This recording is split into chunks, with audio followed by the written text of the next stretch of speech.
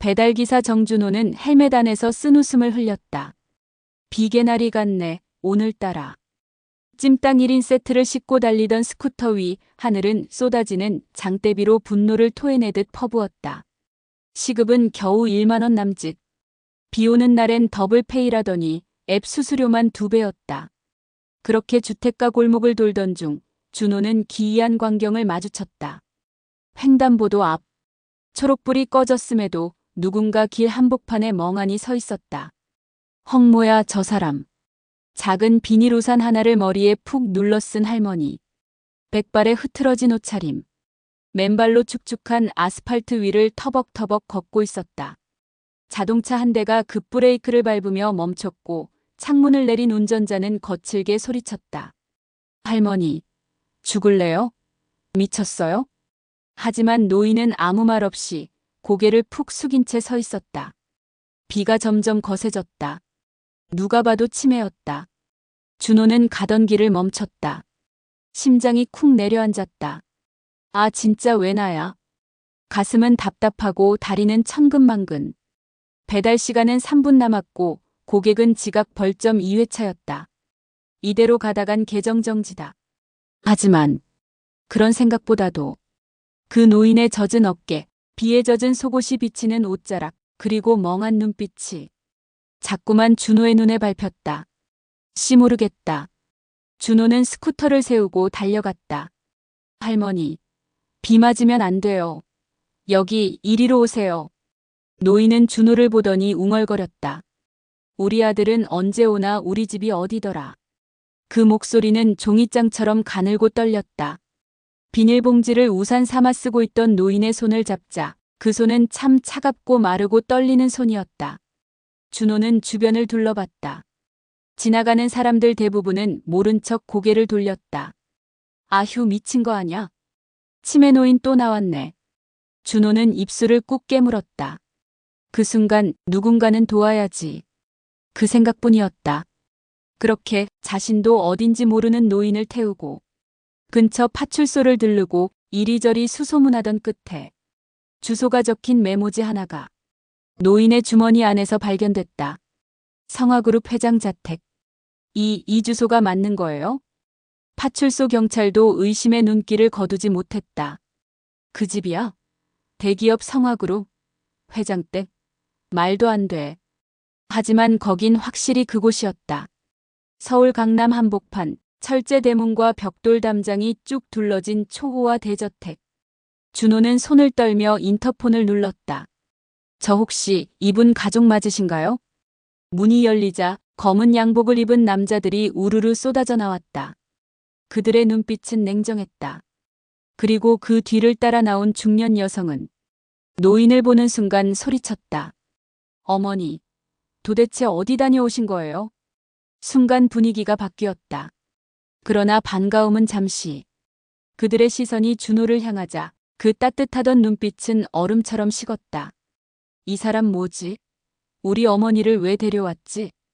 혹시 지갑 같은 거 훔쳤나? 경찰부터 불러. 확실히 해야지. 준호는 그 자리에서 얼어붙었다. 아, 아니에요. 전 그냥 도와드린 건데요. 배달기사라며. 아휴, 요즘 별 이상한 놈들이. 그 순간 비에 젖은 운동화 속 준호의 발이 덜덜 떨렸다. 이게 뭐지? 나는 그냥 도와준 것뿐인데. 잡아. 저놈 우리 어머니한테서 뭐 빼돌리려던 거야. 현관문이 열리자마자 양복을 입은 남자 2명이 순식간에 정준호의 양팔을 틀어잡았다. 비에 젖은 배달복은 눅눅하게 몸에 붙어 있고 스쿠터 헬멧은 바닥을 굴러다녔다. 아, 잠깐만요. 전 진짜 도와드린 것뿐이에요. 도와줬다고? 우리 어머니 낯선 사람 손 안 잡는 거 모르냐? 눈앞에 선 남자는 성화그룹 장남 윤태식. 눈빛은 얼음처럼 차가웠고 말투엔 위협이 담겨 있었다. 그 옆엔 세련된 외모에 긴 코트를 걸친 여자가 팔짱을 낀 채 서 있었다. 딱 봐도 돈 있고 싸가지도 있는 집안의 분위기였다. 어머니가 이렇게 멀리까지 나올 리가 없어. 게다가 저 복장 너 진짜 배달기사 맞아? 준호는 억지로 숨을 골랐다. 심장이 너무 빨리 뛰었다. 예. 배달 중이었고요. 비 오는 길에 쓰러진 어르신 보고 그냥 지나칠 수가 없어서. 거짓말 치시네. 꼭 그렇게 돈 없는 것들은 이런 식으로 접근하더라. 딸이 코웃음을 쳤다. 그리고 휴대폰을 꺼내 경찰서에 전화를 걸었다. 네, 여기 성화가 자택입니다. 방금 이상한 남자가 저희 어머니를 데려왔는데요. 치매 노인을 상대로 접근 시도한 것 같아요. 확인 좀 해주세요. 준호는 그 말에 얼굴이 확 굳었다. 접근 시도요? 내가 한 짓이 뭐냐? 사람 마음 약한 틈을 노려서 들어오는 거잖아. 말 같지도 않은 소리 하지 마세요. 저 진짜 할머니가 비 오는 길에 맨발로 서 있길래 그냥 사람이니까 당연히 도운 거예요. 사람? 말이 아주 청산 뉴스로 나오네. 얼마나 계획적으로 접근한 거야. 윤태식은 그렇게 말하며 준호의 가슴팍에 달린 이름표를 노려봤다. 정준호 정직한 배달. 그때였다. 비닐우산을 꼭 쥔 노인이 젖은 슬리퍼를 끌며 나타났다. 눈은 흐리멍덩했고 입술은 파르르 떨렸다. 그 손이 따뜻했지. 누구더라 전에 병원에서 나한테 물 준. 손이 똑같았어. 할머니는 뭔가를 말하고 싶어 하는 듯 했지만 말은 흐려졌고 시선은 허공을 헤맸다. 그 말을 들은 딸은 갑자기 고개를 돌려 소리쳤다. 봐, 엄마가 이 남자 손이 익숙하대잖아. 그게 무슨 뜻인지 알아? 이미 전에 만난 적 있다는 거야. 그 손이 좋았대잖아. 그럼 그 손 잡고 뭘 했겠어? 준호는 할 말을 잃었다. 순간 머리가 하얘졌다. 이게 말이 되나? 도와줬다는 행동 하나가 사기, 접근 시도, 노인 이용이란 죄명으로 돌아오는 세상. 너무하네요. 진짜 너무한다. 준호는 맥없이 뱉었다.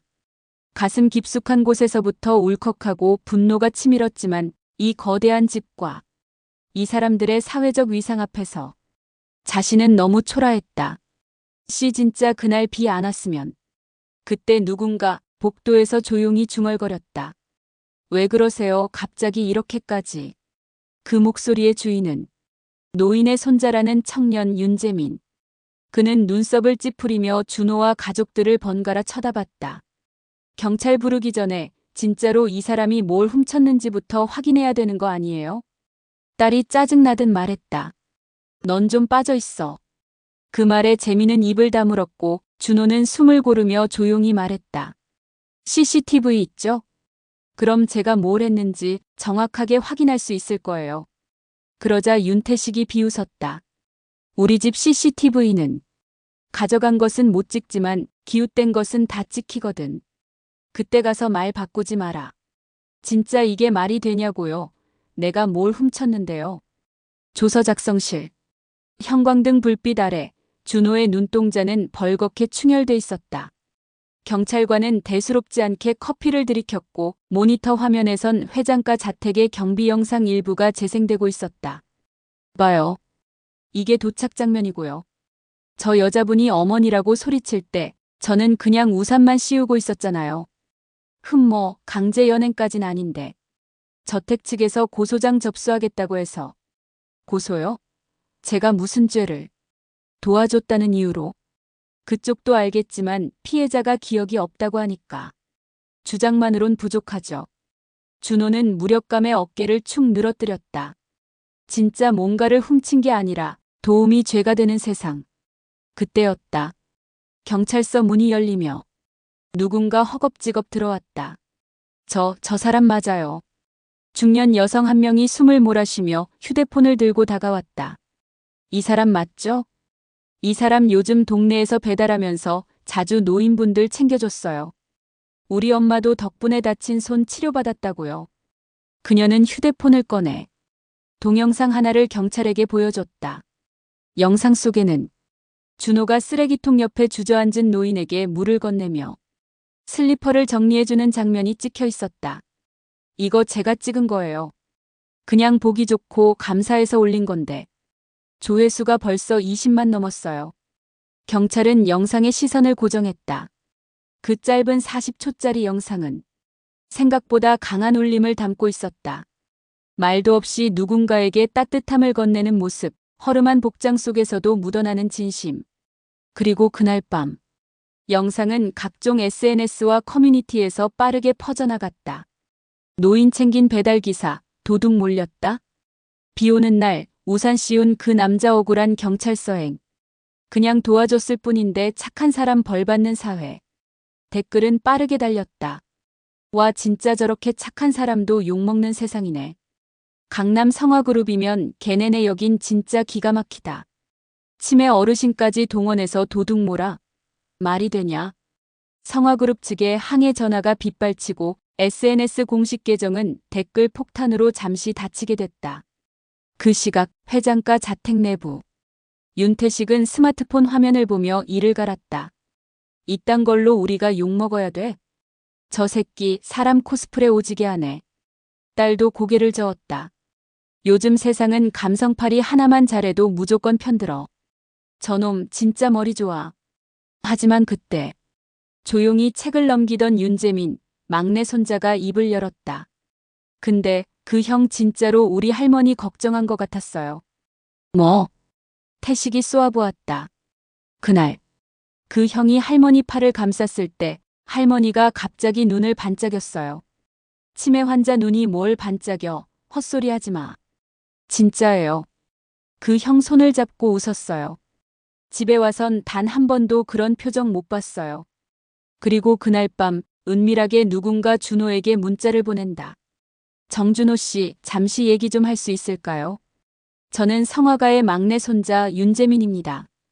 당신이 우리 할머니에게 뭘 했는지 정확히 알고 싶습니다. 서울 강남 마천루 호텔 최상층 라운지. 정준호는 익숙치 않은 정장을 입고 낯선 테이블 앞에 앉아 있었다. 손엔 차가운 물컵, 앞엔 정중한 표정의 윤재민이 앉아 있었다. 형님, 이렇게 와주셔서 감사합니다. 형님은 좀. 준호는 머쓱한 웃음을 지었다. 그냥 준호라고 하세요. 근데 왜 저를 만나자 하신 거죠? 재민은 태블릿을 꺼내 한 영상을 틀었다. CCTV였다. 비 오는 날 노인이 준호의 손을 붙잡고 안정을 찾던 장면. 영상 속 할머니는 그토록 불안하던 표정에서 처음으로 미소를 짓고 있었다. 이거 저희 집 CCTV예요. 이 장면 저 처음 봤습니다. 준호는 조용히 숨을 내쉬었다. 이젠 익숙한 화면이었다. 할머니는 기억이 안 나신다고 하시던데요. 기억은 흐릿해도 감정은 남아있더라고요. 재민이 테이블 위에 서류 한 뭉치를 꺼내 올렸다. 지금 집안에서는 할머니를 요양원에 보내려고 하고 있습니다. 치매 진단이 공식화됐고 의사소견도 나왔고요. 준호는 미간을 찌푸렸다. 근데 그게 저랑 무슨 상관이죠? 그게 바로 핵심입니다. 재민이 진지한 표정으로 이어 말했다. 형님이요. 지금 상태에선 할머니의 마지막 보호자로 등록돼 있습니다. 네. 그날 파출소 기록, 응급센터 보호자 명단 모두 형님 이름이 들어갔어요. 형님이 신고자이자 인계자였으니까요. 준호는 눈을 동그랗게 떴다. 저 그냥 우산 씌워주고 같이 경찰 갔던 건데. 맞아요. 하지만 서류상으론 동반 보호자로 처리됐고 가족이 아닌 보호자가 나타났을 경우 강제 입소엔 보호자 동의서가 필수입니다. 준호는 입을 꾹 다물었다. 그래서요? 그 서류에 제가 사인 안 하면 요양원 못 보낸다. 그런 건가요? 맞습니다. 형님 서명 없이는 요양원 입소 신청 자체가 지연됩니다. 법적 분쟁 우려가 있기 때문에요. 준호는 손을 내려다봤다. 배달 중 움켜쥐었던 핸들 자국이 아직 남아있는 손. 그래서 날 설득하러 온 거군요. 설득이라기보단 부탁하러 왔어요. 재민은 태블릿을 닫으며 낮은 목소리로 말했다. 전 이 집안에 태어났지만 정말 정이 안 갑니다. 큰아버지 쪽은 할머니를 요양원에 보내면 후견인 등록이 가능해지고 그 다음엔 자산관리권을 가져갈 수 있죠. 형님이 보호자 서명을 거부하면 그 계획은 당장 무산됩니다. 준호는 복잡한 심경으로 재민을 바라봤다. 그 가족들 날 도둑 취급했죠. 무시했고 욕했고. 하지만 그 할머니, 그분은 그런 사람 아니었어요. 준호의 말에 재민이 조용히 고개를 끄덕였다. 제가 생각해도 그날 할머니가 형님 손을 꼭 잡은 건 그냥 감각 때문이 아니었어요. 감정적으로 기억하고 계셨던 거예요. 그래서 말인데. 재미는 가방에서 한 노트를 꺼내 조심스럽게 펼쳤다. 할머니가 며칠 전부터 갑자기 뭘 자꾸 끄적이기 시작했어요. 손떨림도 심하고 글씨도 잘 안 보이는데. 맨 마지막 장. 거기엔 삐뚤빼뚤한 글씨로 이렇게 적혀 있었다. 정준호. 고마운 손. 우산 따뜻했음. 다음에 또 올까. 준호는 그 자리에 얼어붙었다.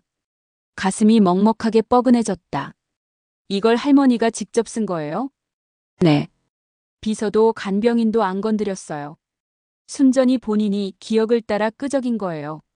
재미는 마지막으로 말했다. 형님, 요양원 서명. 절대 하지 말아주세요. 저도 이 집안에서 무력하단 걸 알아요. 하지만 할머니 곁에 단 한 사람이라도 진심인 사람이 남아있으면 이대로는 안 보내도 된다고 믿고 싶어요. 준호는 아무 말도 하지 않았다. 며칠 후. 형님, 이상한 일이 있어요. 재미는 준호에게 조심스럽게 말을 꺼냈다. 저녁 무렵 고요한 재단 사무실 안. 둘은 조용히 마주 앉아 있었다. 할머니가 요즘 밤마다 뭔가를 찾으세요. 뭘요? 정확히는 몰라요. 간병인 말로는 서랍을 열었다 닫았다 반복하고 손에 힘이 없으면서도 뭔가 필사적으로 끄적이신다고 했대요. 혹시 기억이 돌아오는 건 그럴 수도 있고 아니면 정말 마지막 순간이라 그런 걸 수도 있죠. 재미는 노트를 꺼냈다. 노인의 수첩 맨 뒤쪽엔 삐뚤빼뚤한 글씨로 이런 말이 적혀 있었다. 정준호에게 보여주시오. 이건 내 마지막 말이오. 그 밑에는 손가락 지문이 번진 흔적과 함께 무언가 꾹 눌러 쓴 듯한 한 장의 종이. 재미는 조심스레 봉투를 꺼내 펼쳤다. 6개월 전 할머니가 남몰래 작성했던 유언장이에요. 당시엔 치매 진단 전이라 효력이 살아있습니다. 의사소견서와 증인 서명도 첨부돼 있고 법적 효력도 검토 완료됐습니다. 준호는 서류를 넘기다 손을 멈췄다. 나는 정준호에게 내 뜻을 전달하고 싶다. 내가 가진 일부 재산을 그에게 남긴다. 이유는 묻지 말고 내 마음이다. 이걸 정말 할머니가 직접. 네. 그리고 나머지 내용도 보세요. 성화복지재단 지분 20%. 강원도 별장 한 채. 현금 5억 원. 수혜자 정준호. 준호는 얼어붙은 듯 말을 잇지 못했다. 어떤 재산 목록은 이미 별도 비공개로 처리됐고 법적 분쟁 시 이 유언장이 가장 우선으로 간주될 수 있습니다. 형님. 이제 형님은 단순한 착한 사람이 아니라 이 집안에서 할머니가 선택한 사람이에요. 그 시각 성화가 저택 내부. 유언장. 윤태식은 식탁을 내리쳤다. 유리잔이 깨졌고 와인이 흘렀다. 치매 환자가 무슨 유언장을 써. 말도 안 돼. 손나영이 휴대폰을 꺼내 변호사에게 다급히 전화했다. 지금 당장 확인해. 정준호 그놈이 그걸 들고 있어. 뉴스에 새기 전에 무효화시켜. 준호는 다음날 저택에 다시 초대되었다. 이번엔 입구부터 분위기가 달랐다. 어서 오십시오. 길 조심하셨죠? 모두가 굽신거리며 인사했다. 하지만 그 공손함 속엔 불순한 계산과 위선이 가득했다. 정준호 씨. 윤태식은 정장을 차려입고 다가왔다. 입엔 애써 지은 미소가 걸려 있었지만 눈빛은 여전히 날카로웠다. 오해가 있었죠. 어머니 일로 불편하셨다면 정말 미안하게 됐습니다. 준호는 조용히 그 앞에 유언장 사본을 꺼내놓았다. 이거 어제 직접 받은 겁니다. 정 씨, 그건 우리가 알아서 조정할 수 있습니다. 이런 건 가족끼리 원만하게. 전 가족 아니에요. 준호의 목소리가 단호했다.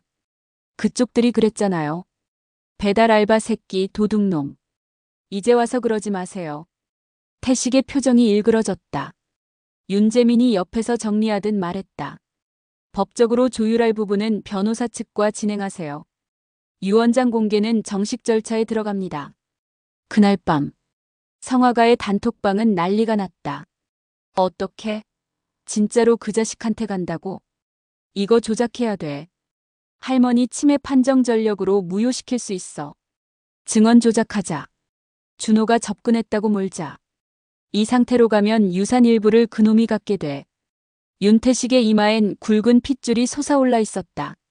거실 중앙 친인척 몇 명과 변호사, 홍보대행사까지 총출동한 긴급회의. 치매 판정받은 노인이 남긴 문서라니까요. 홍보 담당자가 말한다. 공식적으로 무효화하려면 정서적 여론전을 먼저 뒤집어야 합니다. 정준호 그 새끼 SNS에서 착한 배달기사로 떠오른 게 문제야. 사람들이 감정적으로 쉴드쳐. 딸 윤지연이 중얼거렸다. 그러니까 우리가 그 이미지를 부숴야지. 가짜 선행, 위선, 기획된 감동 이런 식으로 몰아가는 거야. 태식이 비열하게 웃었다. 좋아. 이제부터 프로젝트 마이너스 깨끗한 가면 시작이다. 그날 저녁 준호는 출근 준비를 하던 중 이상한 전화를 받았다. 정준호 씨 맞으시죠? 기자입니다. 혹시 여대생 동거 논란 관련해서 입장 있으십니까? 예. 3년 전 전세집 불법 전입건도 확인됐는데요. 사기 혐의가 있었다는 제보가. 잠깐만요. 무슨 말씀이신지. 하지만 통화는 끊겼다.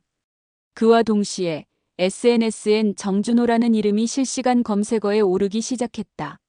치매 노인 노린 배달남 알고 보니 과거 사기 전과 그가 감춘 진짜 얼굴, 미화된 선행의 실체.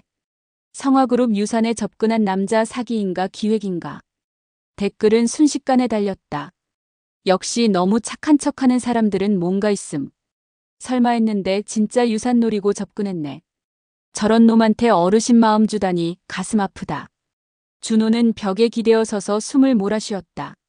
아니야. 이건 아니라고. 휴대폰을 꺼내자. 한 통의 문자가 와 있었다. 변호사입니다. 고소장 접수됐습니다. 유언장 조작 혐의 포함. 같은 시각. 윤태식은 지하 주차장으로 내려가고 있었다. 그 뒤를 조용히 따르던 사람 윤재민. 이건 너무하잖아요. 재민이 입을 열었다. 뭐가? 그 사람이 뭘 훔쳤어요? 왜 언론을 조작까지 하면서 매장하려고 해요? 태식이 조용히 뒤를 돌아보았다. 이 바보야. 훔쳤다는 말 한마디면 충분한 거야. 증거. 그딴 거 필요 없어. 세상은 진실보다 분위기가 먼저야. 그리고 넌. 태식은 재민의 어깨를 툭 쳤다. 괜히 어머니 유산 건드렸다가 가문에서 완전히 밀려나고 싶지 않으면 조용히 있어. 재민은 굳은 얼굴로 고개를 돌렸다. 저 준호 형 편 들 거예요. 뭐라고? 할머니는 그 형에게 처음으로 웃어줬어요. 그건 당신들이 평생 한 번도 못 본 얼굴이에요. 며칠 후 준호는 고개를 떨군 채 경찰서 조서실에 앉아 있었다. 그의 눈밑은 시꺼멓게 꺼졌고 입술은 마르고 갈라져 있었다. 유언장 조작 혐의라니요. 저는 그냥 받았을 뿐이에요. 그 유언장 어디서 났다고요? 할머니가 직접 저에게. 그걸 누가 증명합니까? 재민 씨도 봤어요. 가족 중 한 명이요? 그건 이해관계자 진술이라 효력이 떨어집니다. 준호는 무력하게 조서를 내려다보았다. 그가 믿었던 세상은 또다시 그를 비참한 의심의 나락으로 밀어넣고 있었다. 정준호 씨, 이게 마지막입니다. 형사는 차가운 어조로 말했다. 준호는 조서실 책상에 힘없이 고개를 떨군 채 앉아 있었다. 이제 입장 표명하지 않으면 사문서 위조, 명예훼손, 사기 시도 혐의로 넘깁니다. 준호는 아무 대답도 하지 않았다.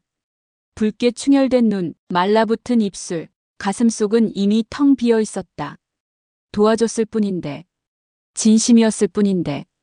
한숨과 함께 의자에 몸을 맡기려던 그때 조서실 문이 벌컥 열렸다. 잠깐만요.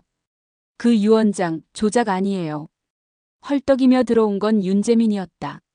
손에는 외장하드가 들려 있었고 그 뒤를 따라 변호사와 IT 전문 수사관이 함께 들어섰다. 무슨 소리야? 형사가 눈을 찌푸렸다. 재민은 외장하드를 책상 위에 내려놓았다. 이건 6개월 전 할머니 방에 설치된 비공개 CCTV 백업 영상입니다. 우리는 몰랐지만 그 당시 간병인 요청으로 설치된 보조 카메라가 하나 더 있었어요. 영상이 켜졌다. 흑백의 조용한 방. 창밖으로 눈이 내리던 그날. 카메라 속의 노인은 떨리는 손으로 서랍을 열고 두꺼운 봉투 하나를 꺼낸다. 그리고 혼자 중얼거린다. 내가 죽으면 이걸 그 아이에게 주면 되겠지. 그녀는 작은 메모지에 이름 석자를 또박또박 적는다. 정준호. 그리고 미소를 짓는다. 그 미소는 분명했다. 가족들에게는 보인 적 없는 따뜻한 얼굴이었다.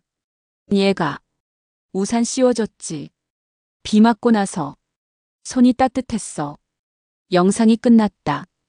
조서실안은 정적에 휩싸였다. 형사가 조심스럽게 물었다. 이 영상, 위조 가능성은? 수사관이 고개를 저었다. 정상입니다. 녹화 시간, 파일 해시값 모두 정상이에요. 증거로서 인정됩니다. 준호는 그대로 무너져 내릴 듯 고개를 숙였다. 눈가에 맺힌 눈물 한 방울이 조용히 턱을 타고 떨어졌다. 재민이 조용히 말했다. 할머니가 형을 기억하셨어요. 그리고 믿으셨어요. 며칠 뒤 뉴스 속보가 전 국민을 흔들었다. 단독 보도. 치매 노인 도운 배달기사, 알고 보니 유원장 주인공. 성화그룹, 내부 권력 다툼에 외부인 모함 정황. SNS는 다시 들끓기 시작했다. 와 진짜 눈물나 이게 영화가 아니고 현실이라고. 저런 인간이 재벌가보다 더 사람 같네. 처음부터 끝까지 다 꾸며낸 거였잖아. 이제라도 밝혀져서 다행이다. 정준호 응원합니다. 그날 저녁 성화가 대저택 안 윤태식의 얼굴은 창백했다. 어떻게 이런 게. 그의 아내 손나영은 휴대폰을 부수듯 바닥에 내던졌다. 끝났어. 완전히 끝났다고. 그 순간 재단 법무팀에서 공식 메일이 도착했다. 회장님의 유언장에 따라 정준호 씨에게 성화복지재단 일부 경영권이 이양됩니다. 그리고 준호는 그날 저녁 조용히 병실 안에 노인을 찾아갔다. 할머니는 창가 쪽 침대에 조용히 앉아 있었다. 창밖의 햇살이 그녀의 얼굴에 은은히 스며들었다. 할머니. 노인은 천천히 고개를 돌렸다. 그리고 아주 천천히 미소 지었다. 왔구나 준호야. 그 한마디에 준호는 울컥하며 고개를 숙였다. 정준호 씨 서류에 서명 부탁드립니다. 성화복지재단 이사회실. 이사장직 인계식. 긴 테이블 앞에 정장을 차려입은 준호가 앉아 있었다. 과거와는 다른 표정. 더는 무너지지 않는 눈빛. 이젠 사람들 앞에서 고개를 숙이지도 주먹을 움켜쥐지도 않았다. 그저 담담히 펜을 들어 사인했다. 성화복지재단 2대 이사장 정준호. 형님. 윤재민이 다가왔다. 진심으로 축하드려요. 준호는 고개를 끄덕였다. 다 내 덕분이야. 아니요. 형님 덕분에 우린 그동안 무시했던 사람다움을 다시 배운 것 같아요. 며칠 후 성화가 대저택은 부동산 사이트에 매물로 등록되었다. 윤태식은 횡령 혐의로 검찰 소환 조사를 받았고 손나영과 딸 지연은 해외로 출국하려다 출국 정지 조치를 당했다. 윤재민만이 더 이상 재벌이라는 껍데기에 기대지 않고 조용히 성화복지재단에 남았다. 그리고 준호는 할머니가 남긴 강원도 별장을 찾았다. 눈 쌓인 고요한 산속. 자그마한 통나무집 앞에 하얀색 현판 하나가 걸려 있었다. 정준호 쉼터. 마음이 다친 이들을 위한 공간. 그 안에는 무료 급식소, 치매 노인 돌봄 프로그램, 청년 쉼터 등이 마련되어 있었다. 누군가 말했다. 사람들은 저 사람을 성공한 청년 CEO라고 부르지만 우린 그를 이 시대의 마지막 착한 사람이라고 부릅니다. 며칠 뒤 준호는 마지막으로 요양병원 한쪽 방을 조용히 찾았다. 햇살이 드리운 창가. 눈을 감고 잠든 노인의 얼굴. 그리고 탁자 위에 올려진 사진 한 장. 비 오는 날 비닐 우산을 들고 웃고 있는 노인과 그 옆에서 묵묵히 서 있는 배달기사. 준호는 천천히 사진을 손에 올렸다. 할머니 고마웠습니다. 당신이 날 사람으로 대해준 그 하루가 내 인생을 전부 바꿨어요. 카메라가 천천히 하늘을 향해 올라간다. 그 위엔 노란 우산 하나가 햇살을 받으며 반짝이고 있었다. 진짜 감사는 소리 없이 조용히 찾아온다. 한 번의 친절이 인생을 바꿀 수도 있습니다. 이 이야기 끝까지 봐주셔서 감사합니다. 좋아요와 구독으로 더 많은 이야기 함께 해주세요.